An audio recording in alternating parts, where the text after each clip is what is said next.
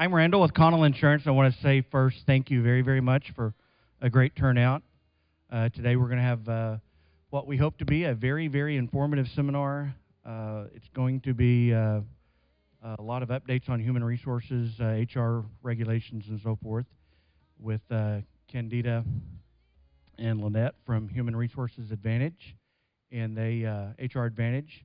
Going to update you on a lot of the recent developments, changes, and so forth. And then afterwards, we're going to have Jake Wolfenden come in from Summit Safety and give you some updates on OSHA compliance, a lot of the new things that have been happening there, even within the last couple of weeks. So a lot of things going on.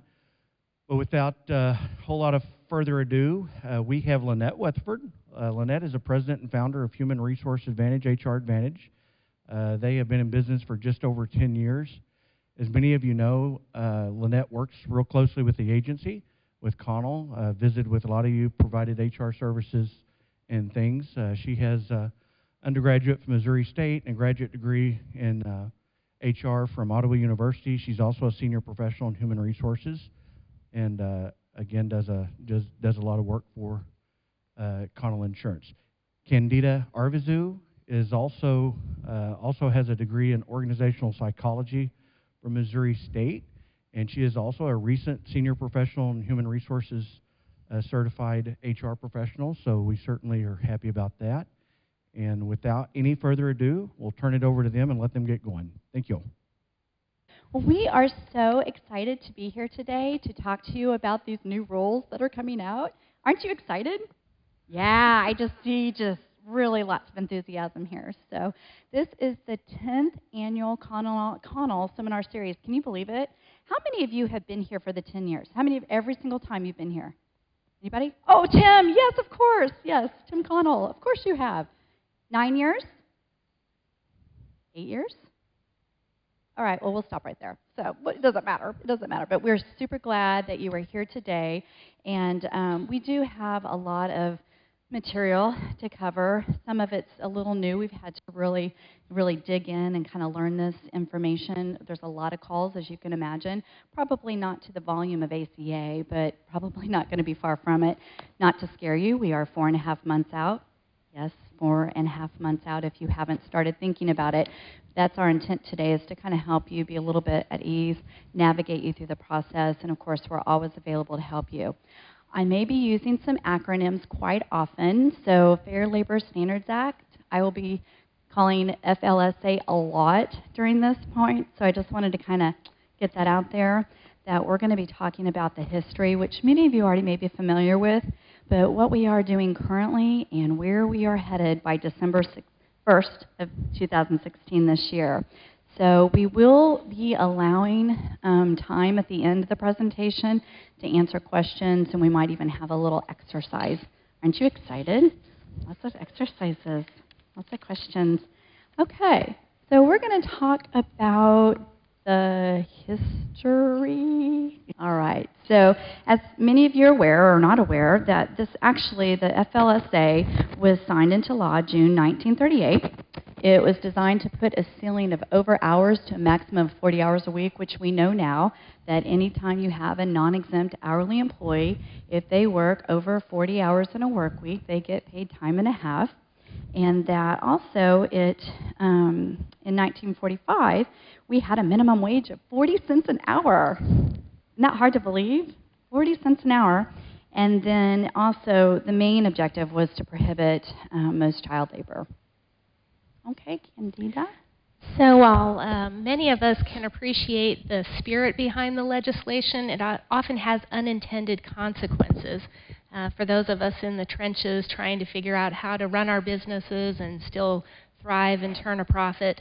And I can just kind of give you an example of the old rules and how they might change with the new one. Let's say that I was a worker who earns $10 an hour, and I would like to work for my employer for 60 hours a week and come home with $600, and I would agree to that. That would be okay with me. Can the employer and I engage in that kind of a situation? No. The answer is no, because then he'd be breaking the law and taking advantage of me, the worker. So the law as it currently stands is there supposed to protect the worker. And what the rule makers think is, oh, well, the employer is going to pony up. He's going to pay me the overtime premium, and I'll come home with $700 a week. But what really ends up happening is he hires a part-time worker for the extra 20 hours and pays the $10 that he had originally planned to pay. And my coworker, who also earns that amount, is totally fine with this. She says, this is great because I can earn $10 an hour and they won't expect more than 40 hours from me. Then I can go home, I have more time with my family. This is great. And the part-time worker is happy to just have a job. But for me, in order to earn the $600 that I wanted to earn, I'm going to have to maybe get a different job or a higher position in the company. So I'm not happy. So there's winners and losers with every sort of change in the rules, and I think you can think about the new legislation in that way, or the new rules in that way as well. There's going to be some people who are happy with how it works out for them and some people who are not. But our job as leaders in our organizations is to put as positive a spin on it as possible to keep morale high. So according to former President Ronald Reagan, the 9 scariest words in the English language are, I'm from the government and I'm here to help. Regardless of how you feel about the legislation, again, our job is going to be to try to spin it well for our employees, let them know that this might work out better for them, and try to keep them engaged. Okay, so you might think that the word, or this would restrict FLSA to covering only employees in large companies, but that's not necessarily the case here. The law does cover nearly all workplaces, even municipalities, local governments, things of that sort. If your business uses the U.S. mail, I can't imagine you're not using it, or to send or receive letters and, to and from other states, you would be considered to be in interstate commerce and covered under FLSA. Also, where the law doesn't cover workplace, it might still cover individuals. And again, it's your employees that, for business purposes, either they're receiving orders or sending orders, and they're doing it by phone or email, whatever the case, more than likely that's covered under FLSA. So this is a little bit of information I thought was interesting.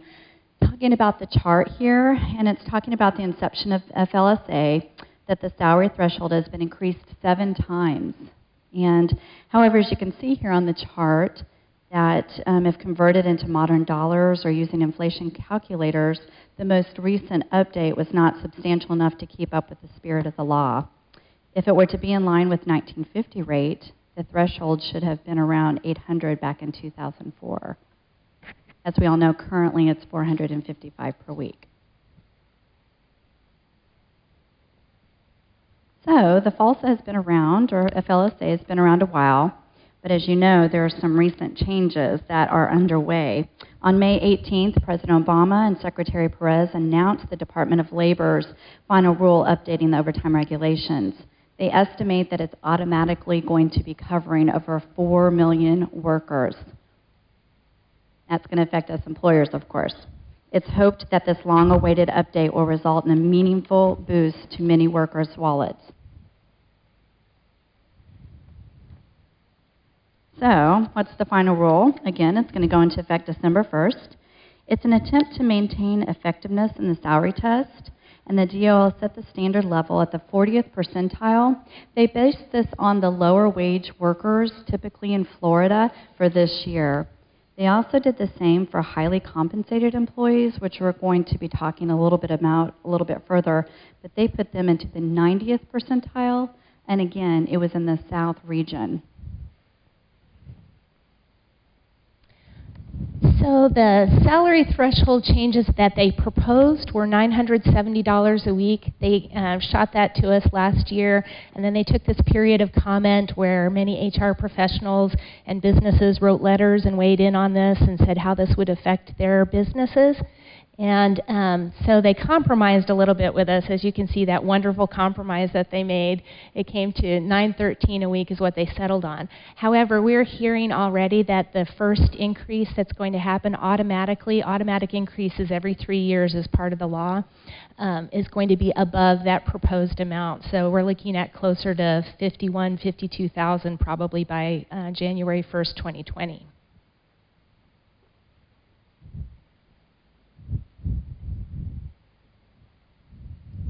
Okay, so the intent was in order to keep the levels current. That was the purpose for the 3 years, because obviously they have not been doing that. The Department of Labor, otherwise known as the OL, you'll hear me refer to that quite a bit today too, they included a mechanism to automatically update the salary thresholds on an annual basis using either the fixed percentile of wages or the consumer price index. The DOL will require an automatic update to the salary thresholds every 3 years, and this will begin in January 1st of 2020. Okay, so we put together just a brief chart here. We thought this might kind of break it down a little bit better. As you can tell, the current salary rate per week is $455, and it's going to be increased starting December 1st to $913. Again, this is for your salaried exempt workers. Their main focus is on the white-collar workers, and we're going to really dial down to that in a little bit. But they also are touching on the highly compensated employee. That's the HCE acronym there for the total comp, and currently it's $100,000, and they're going to be increasing that to $134,04. So we need to really be looking at that for individuals in your organization. Currently, there are no automatic adjustments, and as we were talking about, their plan now is going to be every 3 years starting in 2020. Currently, there's no provisions like where we could catch up with employees, like with their salaries if we've missed it, with bonuses, incentives. But with this new rule, they're actually going to allow up to 10% of the employee's salary to be doing that. And we'll talk about how they're planning to allow employers to catch up on that. Okay, so opponents to this rule that came out in May of 2016 see two possible paths to blocking it, and both don't look very promising. But I'll go ahead and tell you about them in case you've been hearing some buzz that the rule might change. The likelihood is that it won't. According to the Congressional Review Act, by a joint legislative review, a joint legislative disapproval, a resolution of disapproval, if it's made within 60 legislative days, they could block the law. And a legislative day, those 60 days haven't passed yet because that's from when Congress adjourns to when it adjourns again. So a legislative day could go over several days or weeks or months even. So we're still in that time period, but again, we're talking both houses of Congress saying, no, we don't agree with this. And the other avenue is the Protecting Workplace Advancement and Opportunity Act. Again, not very likely to pass. And this is more just kind of a piece of perhaps grandstanding legislation where they're saying, you know, hey, here are the things that are wrong with what you did when you finalized the rule. And the proponents of that are saying that with this act, we would not finalize the final rule. We would say that anytime you're going to make changes in the rules, you have to consider the economic impact of small businesses, higher education, nonprofits, essentially kind of like a jab saying you didn't really think about Branson, Missouri when you made this rule.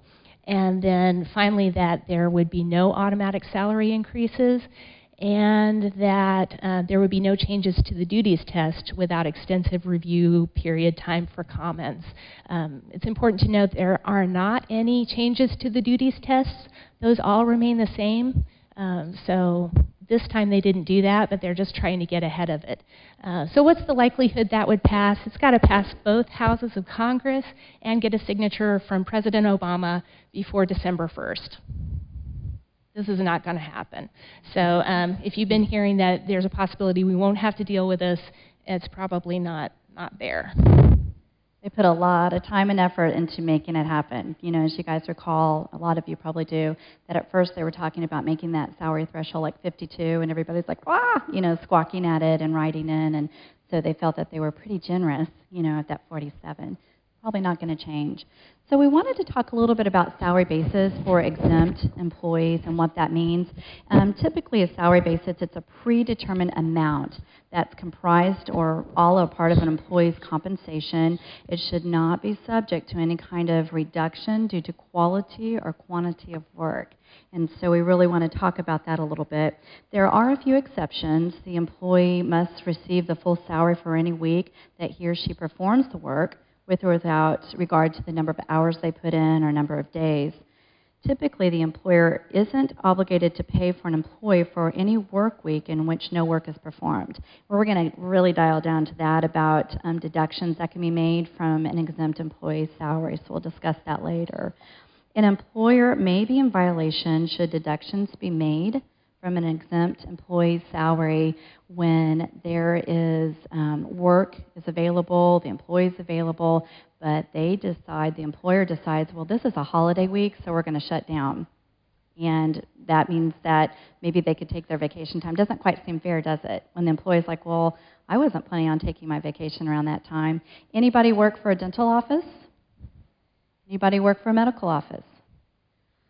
Okay, a lot of times that I've seen that happen, in a dental office, and if there were like salaried employees like exempt, it might be the dental hygienist, it might be the office manager, that the dentist, and not to slam if we have any dentists in here, but a lot of times they work off of their schedule. If they decide that's a good time for them to take a vacation, there's no other dentist available, then they're going to shut down, and hopefully they're paying their exempt employees for that work week. They're not saying, well, you didn't work just because I'm on vacation, I'm not going to pay you, or you have to use your time off. So we want to make sure we're not doing that. So again, if the employee is ready, willing, and able to work, deductions may not be made for time when work is not available.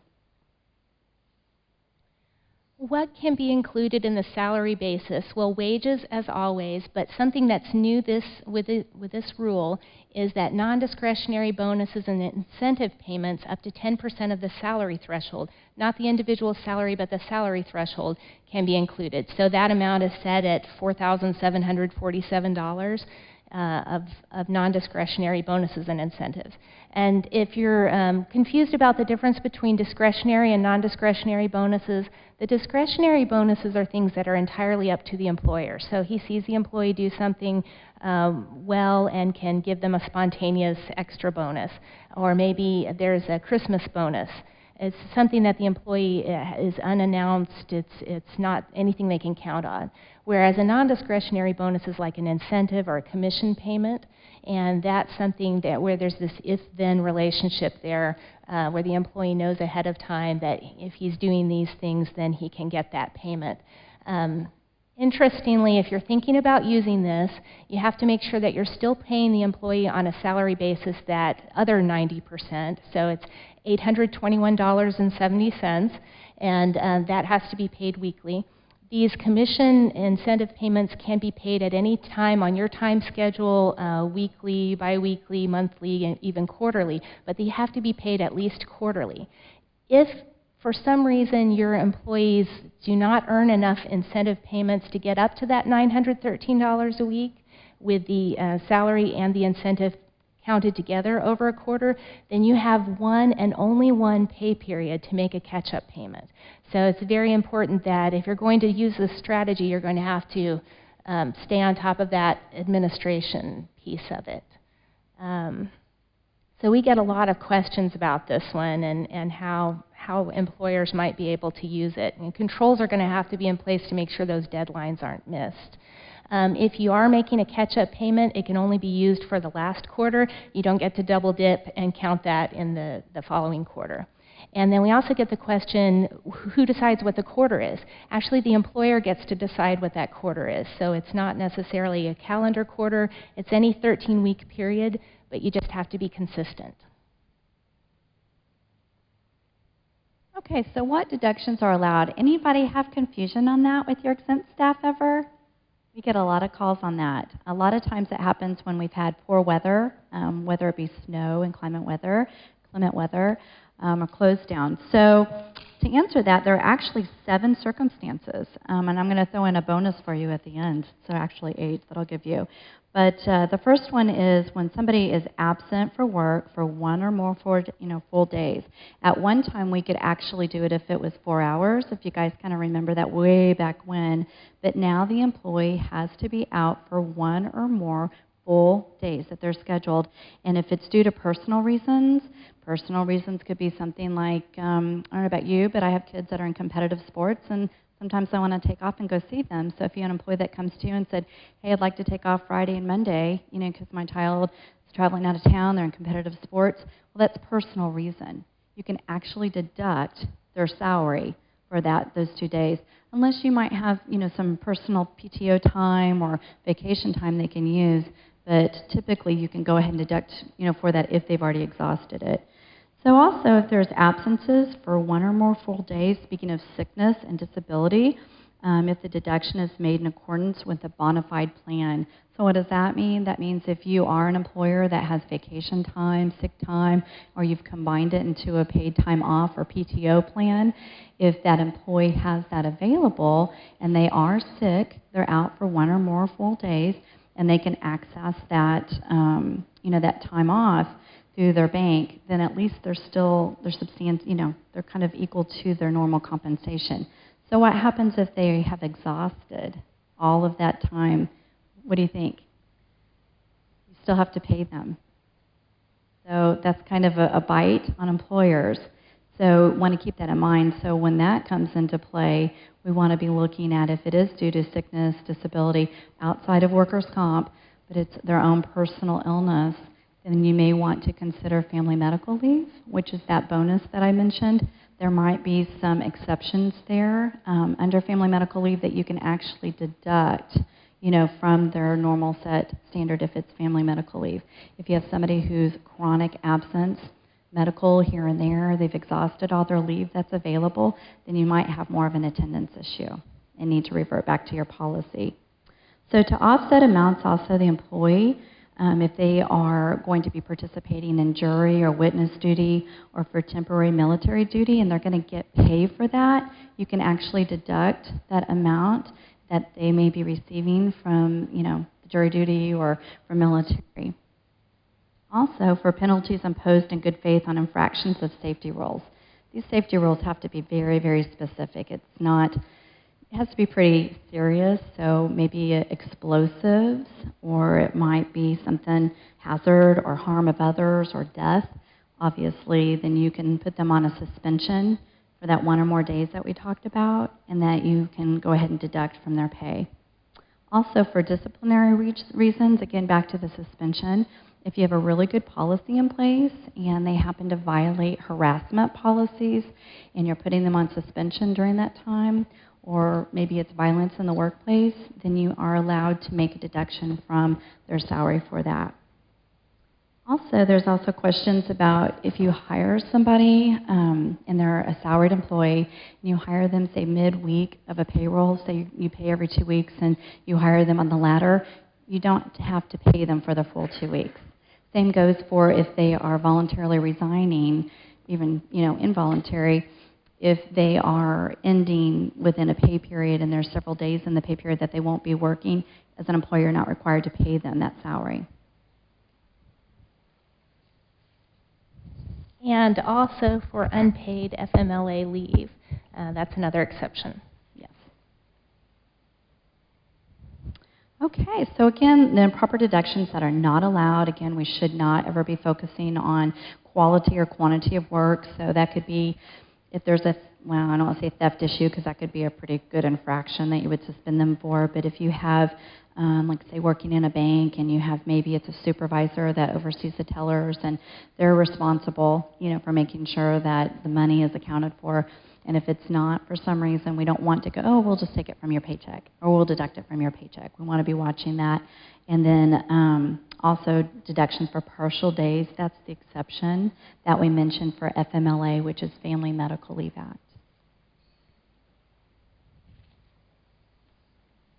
All right, so now we get into some serious stuff. If there are improper deductions, a lot of times the Department of Labor, they are looking at the number of improper deductions, the time period that happened, if it continued to go over and over and over, and the number of geographic locations, both the employee whose salary was improperly reduced and the managers responsible. So we have a thing called vicarious liability. Anybody know what that means? Basically, if the manager knows about it and they're acting in not good faith, but the employer is still on the hook, even though the manager was performing that. So we want to make sure, in order to resolve this, that we have clearly communicated policies in place. You have a mechanism such as an open door policy, where if the employee notices that there's any improper deductions for whatever reason, they either notify their manager, supervisor, another member of leadership, they go to the payroll department, and then most importantly, it is rectified if it's incorrect in a timely manner, not kind of put off. So that's something that we want to watch out for.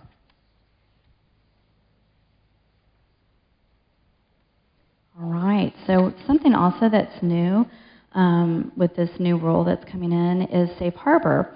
So what they're actually, again, the Department of Labor is considering is whether or not there's a policy on permitting or prohibiting improper deductions and how it's to be handled. Again, that well-written policy is going to save an employer, and that they are exercising and they're actually enforcing that policy. You know, when there's any kind of improper deductions, that they're acting accordingly, they're correcting it in a timely manner. So the regulations now provide a safe harbor provision for employers who have clearly communicated the policy. So what is the most important part of an employee handbook or policy manual that an employer can retain in that employee's file? That signed acknowledgement, right? That's the thing that you want to gather. Make sure you have a good policy and that signed acknowledgement.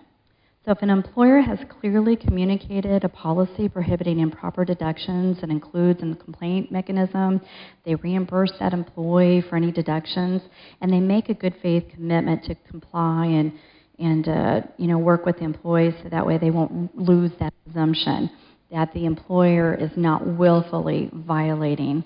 So what's the takeaway here? To have a policy in place, and if you mess up, pay that employee back as soon as possible. Absolutely.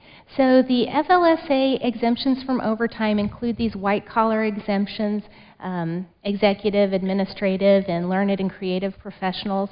Nothing has changed about the duties tests. Nothing has changed about that, just the salary level. And that salary level is going to include the pay period that is included in your first pay after or on December 1st. But I want to take a moment to review these duties tests, because what we're finding is that regardless of the new rule, many employers aren't doing this right now. And one of the benefits of this time in our organization's life and this time that we're spending here is that it would be a good idea to review and audit what we're doing currently, because many employers are out of compliance because although their employees are currently earning $450 or $455 a week, they have never met the duties tests, and therefore they do not qualify for the exemptions. That was one of the questions that we got was, if I have an employee that I would pay the $47,476, and they're working more than 40 hours in a week, do they still need to be paid time and a half for hours worked over 40 hours? If they don't meet the duties test, then yes. So if they're a non-exempt employee, it's not just about the money, it's also about meeting these duties tests. So Lynette's going to go over those duties tests. It's also important to keep in mind that it's not just one primary duty, but all of them. So any primary duty that you see listed there, the employee has to meet all of those to qualify for the exemption. Okay, now we're getting into the meat of this presentation. So many of you may already know what an executive employee exemption means. This is part of the white-collar exemption that the new rule is covering. So we want to make sure that if we have employees, they're currently in exempt status, we're not sure are they properly classified or not, that they must be have, of course, the salary test. That they're at least currently making $455 per week, and then moving into December 1st that they'll be making $913. Secondly, their primary duty. It's not the job title. It's primary. Just because they might have executive in their name, which sometimes we get hung up on, we need to make sure the primary duty is the management of an enterprise, subdivision, department for that business. And also that they're directing the work of 2 or more full-time employees. They have the authority to hire and fire. So that's a big one there. So sometimes we'll have calls on this, and they'll say, yep, they oversee this department. Yep, they definitely see 2+ more employees. but they actually don't do the hiring and firing. They have another division or department, another coworker, or maybe it's HR, what have you, that does that. They have to meet all of those in order to qualify for the executive employee exemption. And or if they do not have the authority to hire and fire, that their input is given a heavy weight in those decisions. Certainly. And some examples too, might be we work with a lot of restaurants that might have franchises, and so they have different locations scattered out, whether it's here locally or multi-state. If you have a general manager that's either on-site or over that, typically they're going to be an executive, or if you have a manager at each of those franchise locations and they're performing all those duties that we mentioned, they're typically going to be falling into that. Okay, so I'm going to be peppering Lynette's presentation with some case law and examples of how this might play out in your businesses. And I want to talk to you about one that happened in California between the plaintiff Martinez and Joe's Crab Shack. This was over the executive exemption, and we see this a lot. So this is very common in businesses that if somebody is a supervisor or a manager, but they're doing essentially the same thing as their subordinates, that's something that they're looking at. So in California, you have to have at least 50% of your time spent on exempt level duties. And I think that's kind of the litmus test, but it's not a hard and fast rule everywhere else. But in this case, they had the managers, they had discretion written into their job descriptions, but essentially they're on the line doing the exact same thing that all of their employees were doing. And the employer tried their best not to get this case certified, and they said, well, tell us what you were doing at 10:30 on Tuesday 2 years ago, and was that an exempt level duty? And of course the employees couldn't remember that, but the court said, no. It's really more about what your realistic expectations are. What do you typically do? What's in your policies? What are you expecting these employees to do on a day-to-day basis? So if you're wondering, okay, what does an exempt level duty look like versus non-exempt? Exempt level duties are things like hiring, training, supervising employees, maybe setting their pay hours and pay rates, getting materials for them, handling disciplinary issues, handling employee complaints, directing their work, supervising their work, delegating their work. And then non-exempt duties are things like anything that your subordinate is also doing. That's a good clue that it's non-exempt. Stocking shelves and things like that, unless you're in the process of showing someone how to do it as part of training. Anything maintenance, anything clerical, bookkeeping, filing, that sort of thing, would be considered non-exempt type of duty. Okay, so now we go to the administrative employees. Again, you must have that salary threshold that's met. And as far as primary duties, all three must be met, whether it's office or non-manual work directly related to the management, to the general business, to that whatever industry that they're doing, but for the core of the business. It might be something along the lines of formulating, interpreting, implementing management policies. It might be a new practice, things of that sort. Also working that's directly related to management, and again, the general business operations. That includes work and functional areas such as accounting, quality control, purchasing, procurement, marketing, safety, health, human resources, public relations, even governmental relations, and legal and regulatory compliance.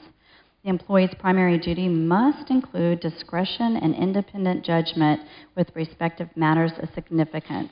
I'm smiling because that is so gray, isn't it? It's so gray. And what we may have, as a perception of course they're making, independent discretionary judgment for the good of the business and an executive's absence that this person's doing it. But we want to make sure that it's a decision that needs to be considered. It's going to affect the business. It's not something that's kind of in a box like a process. If you do this, then you must go to here, or you must go to here. And it's not something that you necessarily have to go up through leadership to get an approval for. This person needs to be responsible for it. They have the authority to make decisions based on the business or a practice or whatever changes that they may be doing. So for an example, we'll just use an HR clerk who simply screens applicants. They obtain data. They're maybe placing calls, pre-screening. They might have a script, that they're using to when they get the candidate on the phone, and then they may have their check marks of, okay, they met this, they met this, and at the end, then they decide, yeah, they can go ahead and move on to the next level. We'll invite them into an interview. So what do you think? Do you think that they should be classified as administrative? No. They're truly not making, those decisions. They're not the ones that are saying, oh yeah, definitely. They're kind of free fall. Now maybe the department director, might say, oh yeah, this person definitely does. We can kind of override it because even though your process was this, I do see an improvement here. Maybe we had a weakness and this person definitely qualifies. So do you kind of see the difference there with administrative and that discretion? Yes, and Lynette brings up a great point there because the Department of Labor does not agree with your definition of any of these terms. So when I think of executive or administrative or any of those sorts of terms, that's not what they're talking about a lot of times. So it's not a Webster's dictionary definition of these terms. It's what the Department of Labor says it is. So if you have any questions, reach out to your HR consultants, reach out to Wage and Hour Division, and get their definition of it because that's what they're going to go by. So you got to be really careful there. I want to talk to you about the case of Waylon versus J.P. Morgan Chase & Company because I know we have many banks represented here today, and you might have some employees in a similar boat. Waylon was a loan underwriter, and in his case, if a loan didn't meet certain guidelines, then he had some ability to make independent judgments or an exception, but only by applying specific factors that they laid out ahead of time. So they had these procedures in place, and Waylon was expected to follow them. Waylon said he shouldn't have been exempted from overtime after 4 years of working for them. He sought a declaratory judgment that he'd been misclassified, and a federal appeals court agreed with him. In finding that they misclassified him, they said that what he was doing was essentially the same as production work because he's following a set of guidelines and procedures. They're basically yes or no questions, kind of following the flow chart, if this, then that, if this, then that. And yes, he was, making some judgment calls, but essentially he was not advising customers as to what products best met their needs or their ability to pay. He was just following the guidelines set forth by the bank. And also, you can only pay incentives to production employees, right? Because he's getting those incentives to increase the number of loan decisions that he made, and that is essentially production work for his job. And so the court found that paying production incentives to underwriters showed that they believed that his work could be quantified in a way that the administratively exempt employees' work typically cannot. So yes, very good. Gold star. Okay, so to wrap up that administrative employees, they are not typically all office personnel. So just because it has the word administrative in it doesn't necessarily mean that it's going to be exempt and part of this white-collar exemption that the new rule is specifying. I oftentimes have employers say, but it's an executive, administrative assistant, has the word administrative in it. Well, yeah, it does depend on that, but are they achieving the primary duties that we just discussed? So we want to make sure, again, that matters of significance, and they don't always have to get approval by their supervisor, and they have that authority to make any decision for the good of the business. Okay, so the final white-collar exemption that's being covered under the new rule is the learned professional employees.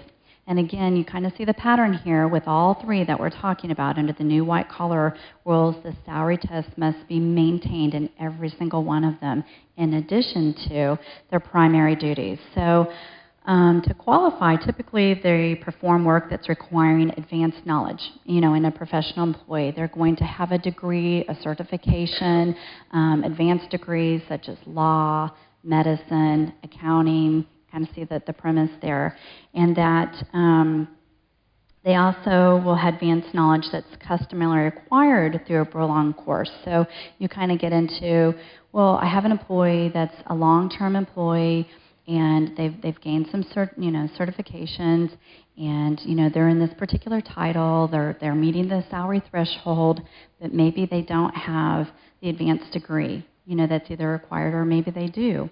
Maybe the job really doesn't require that they have the advanced degree. So that's where it kind of gets triggered up, and we have to make sure that we're properly classifying sincerely as a learned professional. So consider the case of Andrew Young. He had 20 years of experience in mechanical engineering when he took a job with Cooper Cameron Corporation. This company made hydraulic power units for oil rigs, and he worked as a product design specialist. And this job required him to assimilate various specifications into a safe and functional design that met the consumer's demands and also the standards of the industry. He was the principal person in charge of drafting plans for his unit, and his job involved considerable responsibility and discretion. And before joining Cooper Cameron, he'd worked in the engineering field as a draftsman, a detailer, and a designer. And he was also a member of the American Society of Mechanical Engineers, which incidentally you have to have 3 recommendations signed from other mechanical engineers even to get into that society. He joined Cooper Cameron. He'd graduated from high school. He'd taken various courses at universities, but he never finished his degree. And they were paying him $62,000 a year. So definitely met the salary threshold. And they classified him as a professional employee who was exempt from overtime under the FLSA. So 3 years after joining the company, he was laid off as a part of a RIF, a reduction in force, like a layoff. And he sued Cooper Cameron, claiming that he had been improperly and willfully misclassified. The company explained, we went through a detailed analysis. In order to have this job, you have to have 12 years of experience in mechanical engineering. You have to have specialized skills, and of course the exercise of discretion and judgment. But the court disagreed based on 2 factors. Number 1, he did not have not just a degree, but an advanced degree. And secondly, the job didn't require an advanced degree. In fact, moreover, other people who were doing that job at Cooper Cameron only had a high school education. So the court said a person can't be a learned, professional, exempt person when they're not meeting the educational requirement, and they left it at that. Even if employees have to have an advanced type of knowledge. You and I may sit here and realistically say, gosh, some guy getting out of school with his master's degree in mechanical engineering does not know as much as Andrew Young. But the court disagreed. They're following these strict rules, and one of them is, for the learned professional, they have to have a degree. The creative professional employee, I wanted to get to this one because this is another category of professional. I know we have a lot of them working in our community here, and we have some theaters represented today. The creative professional, you still have to meet the salary test, but your primary duty has to involve invention, imagination, originality, or talent in a field, a recognized field of artistic or creative endeavor. So typically this is met by actors, musicians, composers, novelists, certain painters. Let's think about that for a second. If I hire somebody to paint that wall blue and I choose the color, are they involved in a field that involved invention, imagination, originality, or talent? No. So we can't go just by a job title and say, well, he's a painter, he's creative. They're looking for certain things. Also, journalists. Dear Abby, that's, she's using her creative license there. But if a journalist is just assimilating and organizing information that's already maybe public knowledge, like birth or death announcements, that wouldn't necessarily make them creative exempt. And just a final note on that, creative professional, again, that's not considered part of the white collar. However, we still need to make sure if they're not following in the white collar exemptions that the new rule is covering, that if we're going to put them into the creative professional employee, that we're meeting all of the current qualifications for it. So many of you have waited this long presentation here about what is a highly compensated employee, otherwise known as HCE. The regulation contains a special rule for this. This is kind of new to really bring this out. That, again, if you remember, currently they're paid at $100,000, and by December 1st, they need to be raised to $134.04 per year if you are putting them into this exemption. So a highly compensated employee, it's defined as an employee who earns, again, a total annual compensation of $134.04, and the employee's primary duty includes performing office or non-manual work, and the employee customarily and regularly performs at least one of those white-collar exemptions, whether it be executive, whether it be administrative or professional. They only have to be performing one of those. So, for example, an employee may qualify as an exempt HCE, again, highly compensated employee, if the employee customarily and regularly directs the work of 2 or more employees. Again, that's under the executive, right? So they're meeting that particular qualification, even though the employee does not meet the other requirements in the standard test for the exemption as executive. Okay, so now we talk again about, again, no changes, with a certain employee or the computer employees. This gets a little tricky too. We get a lot of questions on this because IT is so prevalent and we need them so badly in our organization with technology on the rise and constantly changing. So under FLSA, they do provide an exemption for computer systems analysts, programmers, software engineers, and other similarly skilled workers in the computer field who meet those tests. Those are the primary duties. So they're going to be analytical in nature. They're going to be maybe testing systems, developing. They're going to be working with end users. So those would definitely meet those primary duties. Also, they must be able to design, develop, document, perform analysis, and then also testing or a combination, a lot of them. So a lot of times as an example, I'll get, well, what about a help desk? If you have an IT person, you have a help desk scenario, typically that wouldn't fall under this particular exemption because they're not necessarily, again, performing the analysis and the deep, and they're following a rule, or a script. If I get this answer, I go to here, I go to there, and they're maybe even engaged in manufacturing or repair. That's typically not going to be under this computer employee exemption. Outside sales, we get a lot of questions about this as well too. There's not any kind of salary test or threshold because a lot of times they might even be commissioned and they can earn well above that. But again, they should be regularly engaged. The takeaway here with the outside employees is that they must be regularly engaged away from the employer's place of business. This is a big one because here in Branson, we have a lot of inside sales, whether it be timeshares, that you have people that are sitting at a desk and they may be inside sales, but the calls are coming to them. They're not outside the employer's premises. They're not outside prospecting at other locations. It could even be like insurance advisors. They would most definitely be considered outside sales. The Department of Labor does take a look at this because employers want to kind of classify those inside sales as outside sales when in not, it's probably not. I had a client that was just adamant. I was telling Candida on the way down. I had to share it with you. We don't really have this type of setup in this area, but it's real big in Northwest Arkansas and Kansas City and St. Louis. But it was a pretty large group that they were builders. And what they do is they would go in and they would identify communities. And some of you are not from the area, know exactly what I'm talking about.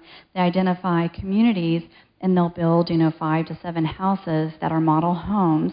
And you start at one point and you can go through all the homes, as you like to. And at the end, you usually have somebody sitting there, right? And they have it gated off. They have a track for you. You can't just kind of come in and sit back out. You have to go through typically the whole process of it, or somebody sitting at each individual home. Well, at the end, They had someone that was sitting there, and they were like, "Oh, how'd you like it? Did you like a particular model home? Is there anything you'd like to change? Would you, like to learn more? And would you like to sign here?" And we get right under, get underway on building. And this person wasn't a real estate agent, which I could kind of say, well, that might be a professional, right? Exemption. This person was not. They weren't a licensed real estate agency or agent. And this particular company had a new executive, and she was just going to light the world on fire. And she was adamant, no, this person is outside sales, and you got to change it. And I, kept on kind of digging and researching. I'm like, no matter how you look at it, because this person is on site. And she's like, but they're not at the place of business. I'm like, well, it's your job site. That's your place of business. And they may be working with those, kind of directing them. They had kind of a set script. She was adamant. She was just adamant. But we kind of resolved it because she said she phoned her attorney, and what did the attorney tell her? Yay, the same thing. So it's just, just a good definition. Yeah, that's another great example of how our definitions of some of these terms don't match the Department of Labor's, and so we have to be really careful. Another case I want to throw out there quickly is Duran versus U.S. Bank National, and this was another inside-outside sales situation, and so they had classified their salespeople as outside exempt salespeople, and they actually found that they spent more than 50% of time on premises making calls, handling paperwork, and dealing with other aspects of the job, and less time out selling. And if the employer's realistic expectation is that that is what they should be doing, then they are not outside salespeople. Bottom line here, the jury returned a verdict of $15 million, which worked out to like $57,000 per employee. Yeah, that was a big one. So that brings us to, where is the Department of Labor looking? What are they focused on? What are their targeted industries? And if you are working in any of these, you have a target on your back. And what's interesting about this is that the wage violations are found in 79% of cases where the Department of Labor is looking at through these targeted investigations. So they've come out and said, we're looking in the right places and in the right industries. We're finding wage violations, and they're going to continue to look in these areas. Why these areas? Anyone could speculate. They're getting success, for one. That's why they're going to stay on these. But possibly because they have more fluid workforces, maybe more beleaguered HR departments that are focusing more on recruitment than on compliance. It's hard to say, but they're getting a payload from it. So does it really matter if we misclassify employees? Yeah, it does. With this new rule coming into play and a rise in the auditors, I would definitely recommend it. I would not recommend shying away from this. We have 4.5 months. I know I mentioned that, but 4.5 months if you need to assess those to make sure, one, they are properly classified, get your job descriptions in perfect shape, tip-top shape, and if those who are classified correctly in that white collar, whether the exemptions are executive, administrative, professional, you've got everything all slick and everything's pretty, but the salary doesn't meet that threshold. Currently, it's not at the 47. An employer has to make a decision. I mean, it's kind of a painful decision, and if you do, you've got to, everybody in that exemption has to be, raised up to meet that. So it's a big deal. There were 4,500 FLSA lawsuits filed last year. So, and that was the basis of misclassification. As an employer, you're required to post notices in your workplaces notifying the employer of their rights to complain through the U.S. Department of Labor. Those nice, really pretty Department of Labor law posters that you get those notices, making sure that those are all up to date, and they're posted usually in your break room or a place where your employees can frequently see them and easy accessible. So if you haven't ordered those, I strongly recommend you order those as well.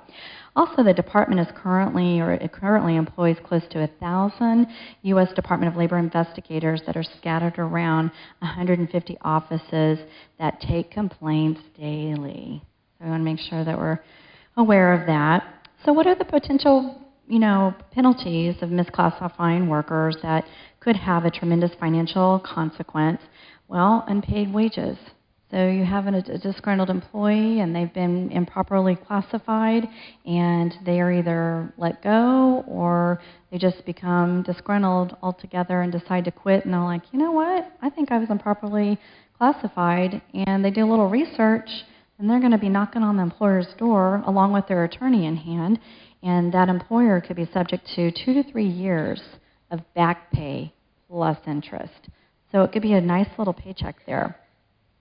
Now, 3 years is probably extreme, 3 years of back pay, and that typically is if an employer knew about it. They were willfully violating it. They thought, it's no big deal, we'll never get caught, doesn't matter, who even looks at these things anyway. Or it could even be liquidated damages. So what does that mean to you? To me, that means they weren't able to pay the up to the 3 years in back pages. So now they're going to go after liquidating damages equal to the amount of the unpaid wages. Also, not to mention good old attorney fees, right? The cost of that and court cost. And again, that willful violation could be up to $10,000 in fines and then 6 months in prison. I really wanted to see the prison thing, quite frankly, so I was kind of researching it, and we haven't seen it. But it doesn't mean it won't happen. We don't want anybody to be made an example, but I couldn't find it. So, by the way, too, I was visiting with a client earlier this week that is really, really nervous about this, of course. And as we were visiting, coincidentally, he happens to be right in smack in the middle of a lawsuit regarding misclassification. And as we're talking, he's like, EPLI, employer practice liability, doesn't cover for FLSA. Am I right on that? That's what I'm hearing. So typically with EPLI insurance, it's going to be things like harassment. It's going to be more of your employee relations issues where you have a policy in place, you're not enforcing it, you're not exercising it, or you just don't have a policy in place and you're allowing it to happen. So that's a big deal. So non-compliant employers may also be required to pay amounts that should have been withheld or paid on the employee's behalf, for example, taxes, such as FICA, FUTA, benefit contributions, or value of lost benefits, plus penalties, interest, and other damages. So it's quite a big deal. And then just one more court case. I wanted to throw this one out there because it just came out recently. And in this one, this was one employee versus the city of Chicago, and 50 other similarly situated employees jumped on the class action suit, as almost all of them are. The plaintiff alleged that by giving the employees BlackBerries, they were essentially required to be on call 24/7 to check their work-related emails, texts, voicemails, and work orders. And the expense to the organization so far in fighting this has been, it was just under $600,000 last September, so I think it's probably topped that now because the employees plan to appeal. They lost, but they plan to appeal. And what saved the city in this case? What did they do right that ended up working in their favor in this lawsuit? They had an established procedure for filing overtime, and they did nothing from preventing the officers from filing overtime. And in fact, there were a few examples, not very many, but a few, where some officers had turned in their overtime slips and they had gotten paid and nobody told them that they shouldn't submit the slips. So they had a policy in place and it was available to the employees, and their argument was the employees should be using it. The employees are appealing because probably they're going to come back and say, yeah, but I pretty much thought my sergeant would, look askance at me, or I wasn't going to get promoted if I turned that in a lot, so I just didn't do it. And we'll see how far they get with that argument. But here's the interesting thing.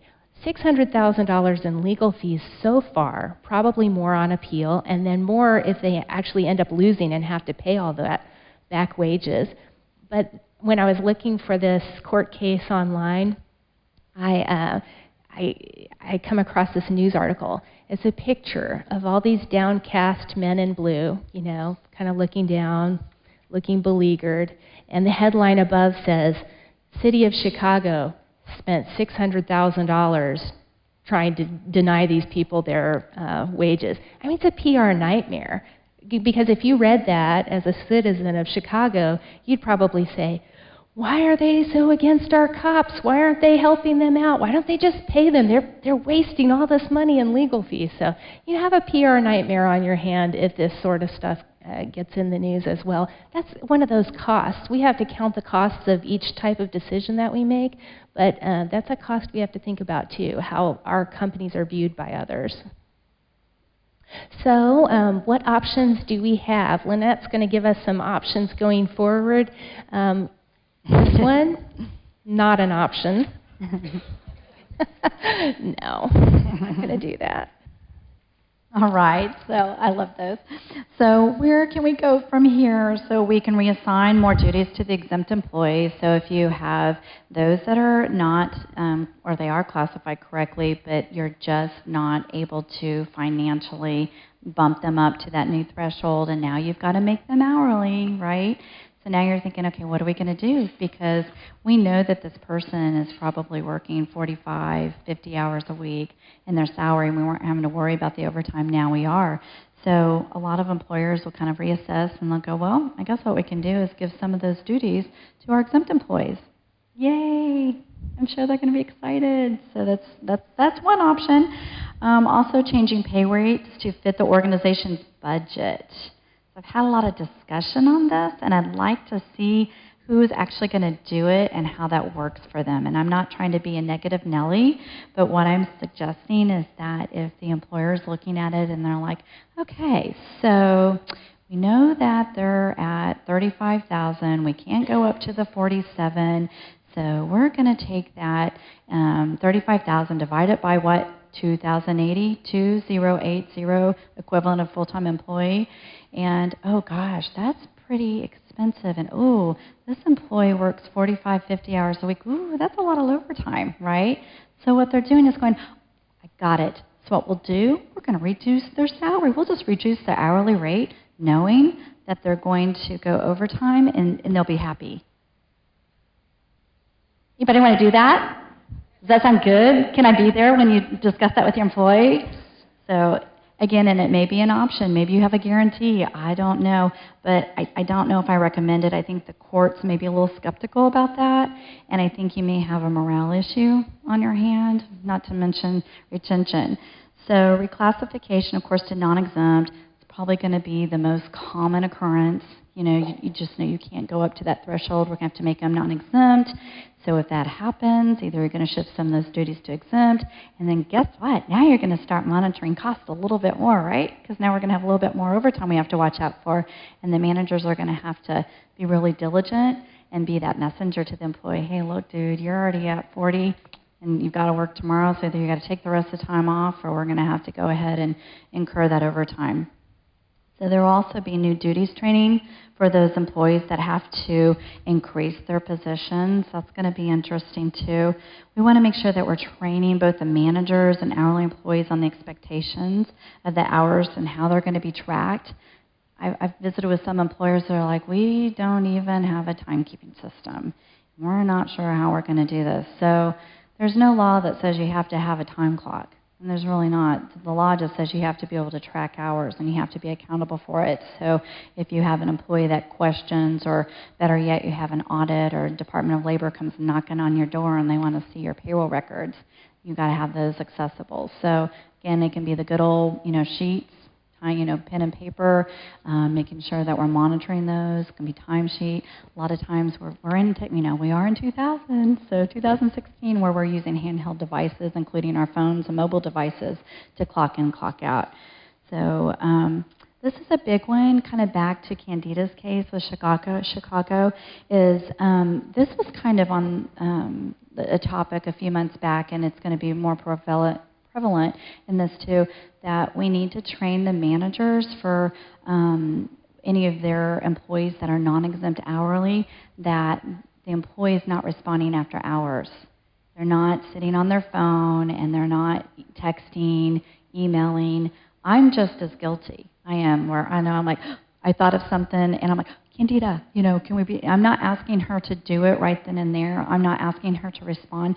I'm doing it because I don't want to forget as the manager, right? But I want to make sure it hits her, text or her email for her to work on me the next day or what have you. So we want to make sure managers are trained in that. And they need to make sure they're also communicating that with their employees, the expectation, if the employees do have access to their email, phone calls, text messages after hours, because that time should be counted into the overtime. It's worked. It's hours worked. So we need to watch about that. So when you talk about salary non-exempt, I have my couple of employees that I deal with would never work over 40 hours. Mm-hmm. But I don't make them time in and out. They'll be livid when I do so, if I do so. Is there a policy to put in place so they could tell me on that one time over 3 years they worked over 40 hours? Well, you know, like Lynette was saying, you don't have to have a time clock. Some people are just using timesheets, and it's even okay to pre-populate them and say 8 to 5, 8 to 5, 8 to 5. That's fine as long as they change it if there was a change. So if they came in at 8:15 sometime, and if they left early some other day, or if they stayed longer, you want to make sure that you're paying them for every minute that they worked, you know, because that is the law. So yes, many companies are going to cope with this by continuing, for morale issues, by continuing to pay a salary and just saying, hey, you're now eligible for overtime. But think about it, in order to be eligible for overtime, you have to track the hours. Mm-hmm. So a tracking mechanism is going to have to be in place. And this is part of our communication strategy. We have to let employees know we value you as much as we ever have. We value your position. You're still as important to our company. This is not a demotion. This is simply the law, and we're just following the law. But we want this to work out well for you. That's a great example, too, and we'll definitely, Sonia. I've had employers that will do exception, like that Candida had said, that you may have a timesheet and you kind of pre-populate, and if there's an exception to it, somebody has to be monitoring that. It can be a little dicey. I once worked for a group, kind of consulting with them, and I was like, oh my goodness, I had never heard of this, but what was happening is it was a large grocery store chain, and they had non-exempt workers, and they were, let's see, what were they doing? Oh, they were clocking out for lunch, and then they would get interrupted. You know, so you've all heard about the interrupted. If they get interrupted during a lunch break, and they truly don't get that full 30 minutes or whatever you call it, that they're supposed to be paid for that. And come to find out is that they would notify the supervisor or whatever of that time and weren't being paid for it. So I don't know if it finally got discovered or what. And I'm like, why would you do that? You know, obviously over time, well, the managers were getting a bonus on monitoring and keeping costs down, including overtime, and they weren't telling the employees what was going on. So that would be a big no, to do. Anybody else? Oh, Sonia, yes. We have a lot of operations managers that we are now going to have to put over to non-exempt. And the problem with that is they're out in the community. They do community activities. They get phone calls from customers, or they get stopped in the grocery store, you know, and they want to talk about rates or whatever. So what we've done with those people is that we have made them non-exempt. We have stressed the fact that we don't want them to work after hours. However, I put them, luckily our payroll company has a mobile app, and I put those particular employees on the mobile app so they can clock in and clock out away from work. So that solves a lot of our problem as far as tracking that time. Mm-hmm. I said you have to clock in, you have to clock out, because we have to pay you for that time. Perfect. Goes along the lines of the emails and calls, and I hadn't even thought about that, so perfect. Thank you, Sonia. Can you talk a little bit more about the discretionary bonus part of it? Yes. What do you want to know? We had planned on using that as part of, the salary test, but we give that probably within the first 3 months. So is that okay rather than dragging it out over 4 quarters? Can you do that? So you're saying you hit the $4,747 within 3 months? It's for the following year, so we pay it out within the 3 months of the following year. I haven't heard that one, but I imagine paying early is better than paying late or paying on time, so I would imagine that would work. I just hadn't heard anybody speak on it yet. So Yeah, maybe a good question for your payroll provider as well. you have to pay bonus quarterly? The bonus has to be paid at least quarterly, but could be paid sooner. So Yeah, that's what I thought it said at least. So if we paid it all out at the first 3 months, then that would work. Yeah. So how does that work as far as continuing to incentivize them throughout the year? We just give that to them all at once. And that's non-discretionary, so it means they're working for it or they Right. did something to earn it. From the previous year. Yeah, that because it's based on the previous year, I'm not sure if that would Okay. qualify. Yeah. Let's visit on that a little Okay. bit more. Thank you. Thank you, though. We have a question over here.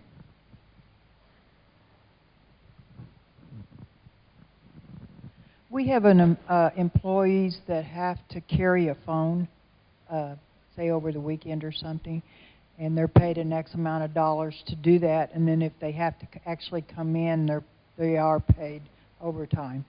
How would this affect that? I feel you're doing it. I mean, as long as you're paying any hours worked, you know, and you've got the overtime, you're paying them for the on-call as well. Is it a full day or a certain? Basically, it's in our Public Works Department, and they carry the phone for a week, and they get paid, and it's, Stipend. you know, it's not, it's just they get paid extra, but it's not like per hour. It's a set Right. amount. Okay. Like, Yeah, it's kind of like just an incentive, you know, stipend, you know, to do that. And then when they do take the call and they respond, they're clocking in, clocking out. Okay. And they get overtime for that. basically, they clock in if they need to go in, Right. Oh, and then they do. okay.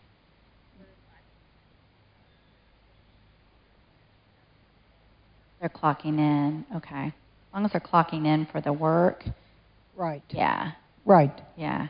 If they don't have to go in or go do something, then Right. they just take the phone and. Right.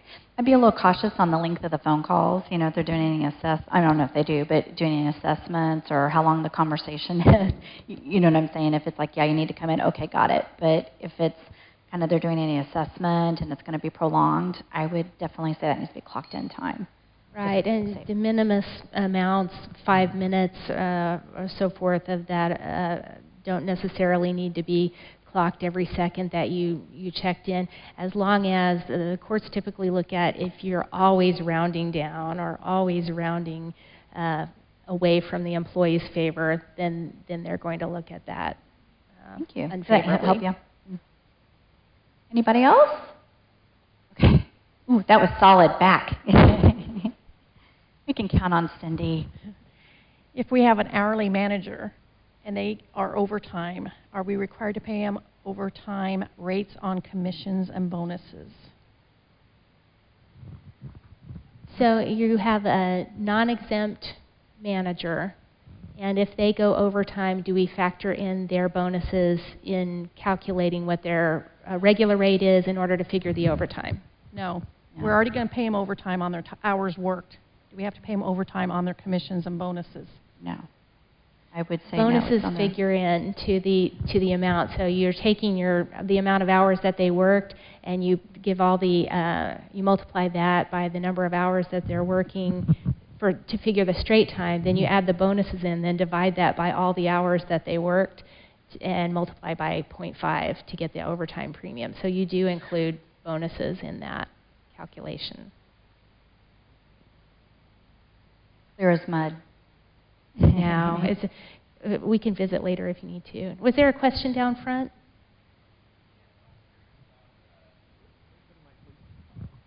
It's a big room. I can hear you fine. They good? Yeah, we can hear you now. I was curious about how this applied to piecework. I'm sorry? Piecework. Piecework, yeah. If Okay. I'm paying a guy $1 to pick up a rock and pay him $1 for every rock,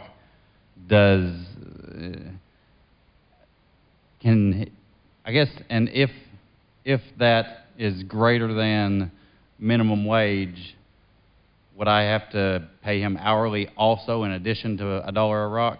It's interesting because you have to still be tracking your time in order to know in order to calculate the overtime. So even if it's piecework, you always have to track their time and figure what that works out to be hourly in order to figure out their overtime rate, which could change every pay period, right? Right. So piecework is a little tricky. Mm-hmm. Okay, thank you. But That's a great it's question. legal. It is legal. Mm-hmm. I thought you said Peace Corp. I'm like, I thought you said Peace Corps too. I was like, I don't know.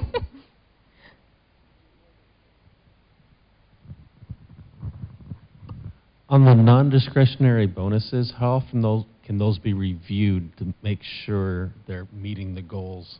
Is that a yearly, bi-yearly, or? At least quarterly. So that Quarterly. catch-up payment has to happen at least quarterly. Correct. So that could be an administrative hassle. But when you're setting the goal of how often can you reassess the goal for the bonus? I'm not sure I understand. You mean for what the discretionary, but as long as it's accounting for at least 10%, of their salary, and you can define the quarters, however you want. You don't have to be calendar year, fiscal year, anything like that. And it's accounting for at least 10%, they're 913 or 47. Does that make sense? Yeah, I think it makes sense, but my question more is, can you go, say the goal is 100,000 in sales year 1, 110 year 2? How often can you change the how often can you incentive? reassess? Yes, you can change the incentive. That can be whatever the employer decides, and you could change that as often as you want to and communicate it to the employees. As long as it's communicated, it's fair. It's not like, oh, well, last month it's this and this month it's that. You have kind of that timeline, whether it's I think does that answer your question? Okay. Good. Great. Okay. Well, so where can we go from here? Okay, so going from here, again, we talked about it, great discussion. Still may be a little confused, but we want to make sure you have really, really good job descriptions, and that's going to be very vital. Remember that example I gave with the business that I visited with this week, and he has a current misclassification lawsuit on his hands. He's decided it's going to be more cost-effective to settle. Doesn't make it right. He feels like he's right. The employee feels like he's right. He's paying 4 different attorneys. He's like it's more cost-prohibitive, or permitting to go ahead and just pay out the settlement. And so I'm like, well, let's start with job descriptions. So he's really feeling the sting of this, and he's like, that's it. I don't care if they are properly classified. I'm making everybody non-exempt. He doesn't want to mess with it. And I said, how about your job descriptions? How are they looking if you're going to do that? And I got a blank glaze. It was just like, So I said, let's get that tackled. We've got to have a clear, defined job description. It doesn't really matter as much if they're non-exempt, because that's what Department of Labor would rather you see as error on that side, rather than if you have them misclassified as exempt and you're not paying them the overtime. You better have a pretty good job description, and it better be in place. Also reviewing your employee handbooks. Like we said, just that method of communication. If somebody does have an improper deduction, having that open door, a method for the employee to come in and voice their concerns, and that the employer acts on it in a timely manner, doesn't push them off and say, well, we'll get to it next pay period, and that comes, and the next pay period comes and goes, and the employee's just going to go, I never got this changed. You're still making improper deductions. So, and we're correcting it. Continue to attend workshops. We're seeing webinars pop up all the time from payroll providers, and also different outside sources. So I'd say continue, just listening what you can hear, and hopefully you're getting consistent information, along with our presentation today.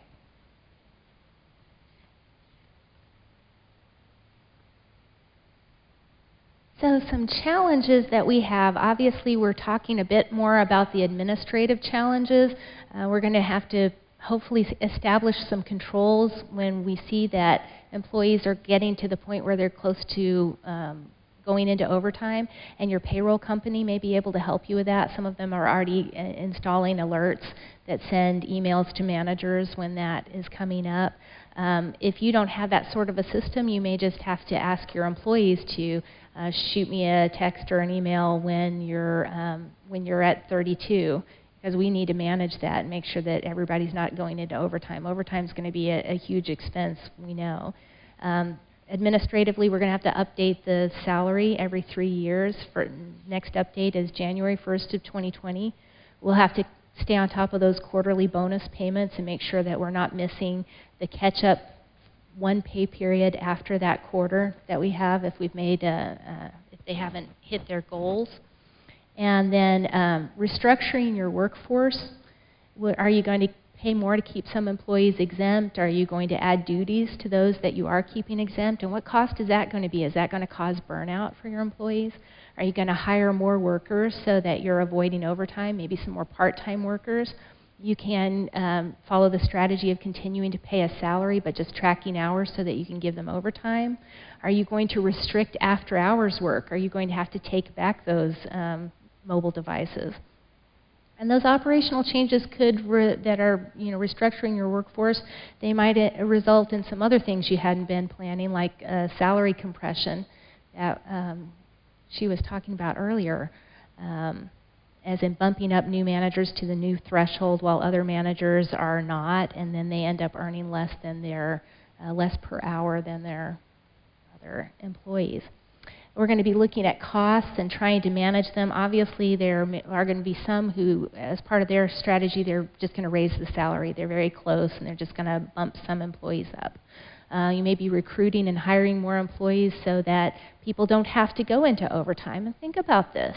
If you have a manager who's spending 60 hours a week, what are they spending 60 hours a week on? What are they doing? Start to track that time. You might even ask them now, track your time for a couple weeks, not for any purpose of paying you, but just so that we can see, what you do. And if they're spending 15 hours a week on something that you could pay a part-time person to do, that may be part of your strategy rather than putting them into overtime or lowering their salary so that you can keep it about the same. There may be other options for you. If you invest in technology that can do some of that work for them. You may be involved in hiring additional staff like HR and payroll just to administer these things. So those are additional costs. And don't discount the cost of lowered employee morale. So you've got to mitigate the effects here. Looking at risk, some of the risks are time theft. You've seen that before with some of your hourly employees, and now you might have to be watching your managers more closely because having someone else clock in and out for them would be a big no-no that we've always been discouraging our non-exempt employees from doing, and now we're going to have to watch our managers and maybe even discipline for that. COBRA compliance may be an additional risk if you're moving some people to part-time. And now the ACA says we have a stability period after our measurement period. If they're in the stability period, you can't just pull their insurance, so it could delay the COBRA notification. We may have fines and penalties from the Department of Labor. 42% of investigations last year were agency initiated. So what that tells me is that employees don't have to go and complain about your businesses in order for you to get audited. They're just out there looking. And that was up from 35% the year before. They've recovered $1.6 billion in back wages since 2009. For employees, and Wage and Hour Division recovered $600,000 just last year. And almost all of these lawsuits are class actions. So they're running up into the millions. So in creating this presentation, we were thinking about a call to action. We've got 4.5 months left to get this done, and the words came to me, get going. We need to audit. First of all, we need to see, are our managers actually working a lot of overtime or not? And so we've got to track that and see where they're at. Many of you working in the banking industry have people working banking hours, and then maybe they're working 8 to 5, and that's, you're not going to have those costs. They're going to be very minimal. Check if they're passing the duties test. How much will it cost us to comply, and come up with a timeline communicating these things to your employees. All right, so I know we're closing. Randall's sitting there biting at the chomp there. So takeaways, make sure that we look hard at the final rule and that we share this with your executives, with your leaders on we've got to get going. You too are the messenger probably, just like we are to you. Now you get to go back to the organizations and say, we've got to act now. We can't wait. We've only got 4.5 months. on what you're going to be doing. Also on this, this updates that it's going to be every 3 years, just because, you might be in a financial position this year and by December 1st to raise some of your employees, that are in the exempt, they meet the qualification, you're meeting them to that, 47,476. What about the years to come? Is it going to be sustainable budget-wise? Include those non-discretionary bonuses and incentives in meeting that new threshold as well. So now is the time to audit, prepare, plan. We're here to help you. We want to help you navigate, as well, and anything that we can do. It's going to be really, really big on communication. I kind of thought, gosh, when you hear that 4.2 million workers are going to be affected by it, and if they are being taken from exempt to non-exempt, and they're like, well, I'm all upset about it, and you did this. Typically, if they go to the next employer, what's going to happen? It could be the same thing, So I'm not hanging my hat on that, but we want to make sure that we're in a position where we can retain and communicate that, so the employee doesn't feel like you're doing it, intentionally, or it's something that you're doing, for whatever reason to be demoralizing. So we are your ally, and I think that closes it up.